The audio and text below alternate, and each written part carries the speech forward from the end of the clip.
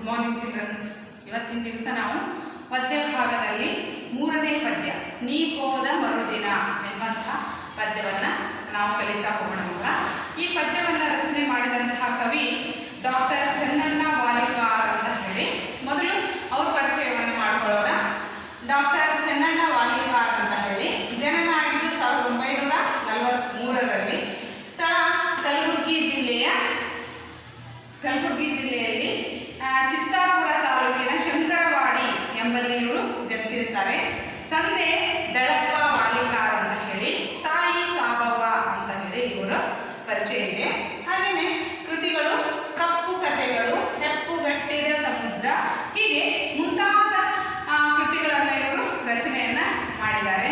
ಅಷ್ಟೇ ಅಲ್ಲ ಮಕ್ಕಳ, ಇವರಿಗೆ ಸಂದಿದಂತಹ ಪ್ರಶಸ್ತಿಗಳ ಬಗ್ಗೆ ನಾವು ತಿಳಿತಾ ಹೋದರೆ ಕರ್ನಾಟಕ ನಾಟಕ ಅಕಾಡೆಮಿ ಪ್ರಶಸ್ತಿ, ಕರ್ನಾಟಕ ಸಾಹಿತ್ಯ ಅಕಾಡೆಮಿ ಪ್ರಶಸ್ತಿ, ಹಾಗೆಯೇ ಇವರಿಗೆ ಸಮಗ್ರ ಕಾವ್ಯ ಸಂಪುಟದಿಂದ ಈ ಪದ್ಯವನ್ನು ಆಯ್ದುಕೊಳ್ಳಲಾಗಿದೆ ಮಕ್ಕಳ.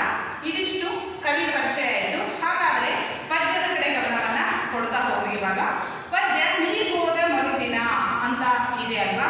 ನೀ ಹೋದ ಮರುದಿನ ಅಂತಂದ್ರೆ ಯಾರ ಬಗ್ಗೆ ಬರೆದಿದ್ದಾರೆ ಇವರು ಅನ್ನೋದನ್ನ ತಿಳಿತಾ ಹೋದ್ರೆ ಡಾಕ್ಟರ್ BR ಅಂಬೇಡ್ಕರ್ ಅವರ ಬಗ್ಗೆ ಇಲ್ಲಿ ಪ್ರಸ್ತುತಿಯನ್ನ ಪಡಿಸಿದ್ದಾರೆ ಚೆನ್ನಣ್ಣ ವಾಲಿಕಾರ್ ಅವರು. ಅಂಬೇಡ್ಕರ್ ಅವರೇನಿದ್ರು ದಲಿತರ ಬಂಡಾಯಕ್ಕಾಗಿ ಮಹಿಳಾ ಸಾಹಿತ್ಯದ ದೃಷ್ಟಿಕೋನವನ್ನು ಇಟ್ಟುಕೊಂಡು ಏನು ಮಾಡಿದ್ರು, ಹೋರಾಟವನ್ನೆಲ್ಲ ಮಾಡಿದಂತಹ ದಲಿತರ ಬದುಕಿನಲ್ಲಿ ಆಗ್ತಕ್ಕಂತಹ ಶೋಷಣೆಗಳ ಬಗ್ಗೆ, ನೋವುಗಳನ್ನು ಅಲ್ಲಿ ಅವರು ಹೇಳ್ತಾ ಇದ್ರು. ಅದರ ಬಗ್ಗೆ ಇಲ್ಲಿ ಈ ಕವನದಲ್ಲಿ ಬರೆದಿದ್ದಾರೆ ಮಕ್ಕಳ. ಕವನದ ಕಡೆ ಗಮನವನ್ನು ಕೊಡ್ತಾ ಹೋಗಿ. ನೀ ಹೋದ ಮರುದಿನ ಮೊದಲೆಂಗೆ ನಮ್ಮ ಬದುಕು ಹಾಗ್ಯಾದೋ ಬಾಬಾ ಸಾಹೇಬ, ನಿನ್ನಂಗ ದುಡಿದವರು ಕಳಕಳಿಯ ಪಡುವವರು ಇನ್ನೂ ತನ ಬರಲಿಲ್ಲ ಒಬ್ಬ. ನೀ ಹೋದ ಮರುದಿನ ಇಲ್ಲೇನಿದೆ ಅಂತಂದ್ರ, ನೀ ಹೋದ ನಂತರ ನೀ ಇದ್ದಾಗೆ ಮೊದಲು ಎಲ್ಲ ಚೆನ್ನಾಗಿ ನಡೀತಾ ಇತ್ತು. ಬಡವರು ಶ್ರೀಮಂತರು ಅನ್ನೋಂಥ ಜಾತಿ ಮೇಲು ಕೀಳು ಅನ್ನೋಂಥ ಭೇದ ಭಾವ ಒಂದು ಹಂತಕ್ಕೆ ಸಮತೋಲನವನ್ನು ಮಾಡಿದ್ರಿ ನೀವು ನಿಮ್ಮ ಕಾಲದಲ್ಲಿ. ಆದರೆ ಈಗ ಮತ್ತೆ ಅದೇ ರೀತಿ ಬಂದ್ಬಿಟ್ಟಿದೆ. ಕೀಳರಿಮೆಯಿಂದ ನೋಡ್ತಾ ಇದ್ದಾರೆ. ಬಡವರನ್ನ, ಕೀಳು ಜಾತಿಯವರನ್ನ, ಇಲ್ಲಿ ಮೇಲ್ಜಾತಿಯವರ ಶೋಷಣೆ ಜಾಸ್ತಿ ಆಗ್ತಾ ಇದೆ.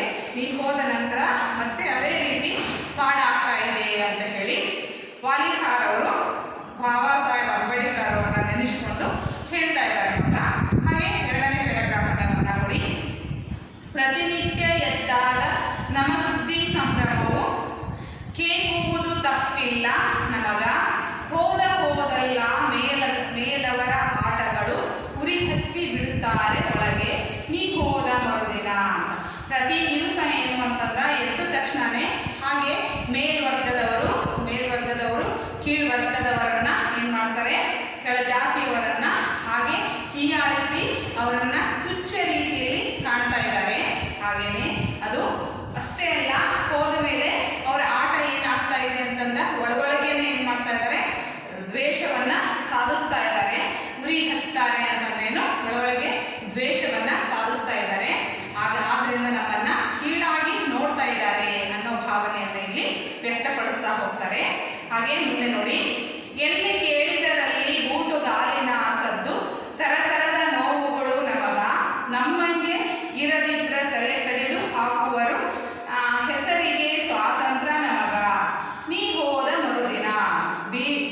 ಇಲ್ಲಿ ಏನಿದೆ ಅಂತಂದ್ರೆ ಬೂಟುಗಾಲಿನ ಸದ್ದು ಅಂತಂದ್ರೇನು, ಅಧಿಕಾರಿಗಳು, ಮೇಲ್ವರ್ಗದ ಅಧಿಕಾರಿಗಳು ಹಾಗೆ ಜನಾಂಗದವರು ಏನ್ ಮಾಡ್ತಾರೆ ಅಂದ್ರೆ ಇಲ್ಲಿ ನಮ್ಮನ್ನ ತುಳಿತಾ ಇದ್ದಾರೆ, ಕೆಳಗಿನವ್ರನ್ನ ಕೀಳಾಗಿ ನೋಡ್ತಾ ಇದ್ದಾರೆ. ಹೀಗೆ ಸ್ವಾತಂತ್ರ್ಯ ಸಿಕ್ಕಿದೆ ಅನ್ನೋದಷ್ಟೇ ಅಲ್ಲ, ನಮಗೆ ಸ್ವಾತಂತ್ರ್ಯ ಸಿಕ್ಕರೂ ಕೂಡ ಅವರ ದಬ್ಬಾಳಿಕೆಯಲ್ಲಿ ನಾವು ಏನು ಮಾಡ್ತಾ ಇದ್ದೀವಿ, ಕುಗ್ಗಿ ಹೋಗ್ತಾ ಇದ್ದೀವಿ ಅಂತ ಹೇಳಿ ಕೆಳವರ್ಗದ ಜನರು ಬಾಬಾ ಸಾಹೇಬ್ ಅಂಬೇಡ್ಕರ್ ಅವರನ್ನ ಕೇಳಿಕೊಳ್ತಾ ಇದ್ದಾರೆ. ಅದನ್ನ ಇಲ್ಲಿ ವಾಲಿಕಾರ್ ಅವರು ಪ್ರಸ್ತುತಿಯನ್ನ ಪಡಿಸಿದ್ದಾರೆ ಮಕ್ಕಳ. ಮತ್ತೆ ಗಮನಿಸಿ ಇಲ್ಲಿ. ಕೈ ಕಾಲು ಕಿವಿ ಮೂಗು ಮೈ ಮನಸ್ಸು ತಲೆ ಕಣ್ಣು ಕಳಗೊಂಡು ಬರಡು ಗಿಡ ನಾವು, ಮೈ ತುಂಬ ಮನ ತುಂಬ ಸಿಕ್ಕವರ ಮುಖ ಮುದ್ರೆ, ಚೀರಾಟ ಹೋರಾಟ ಸಾವು, ನೀ ಹೋದ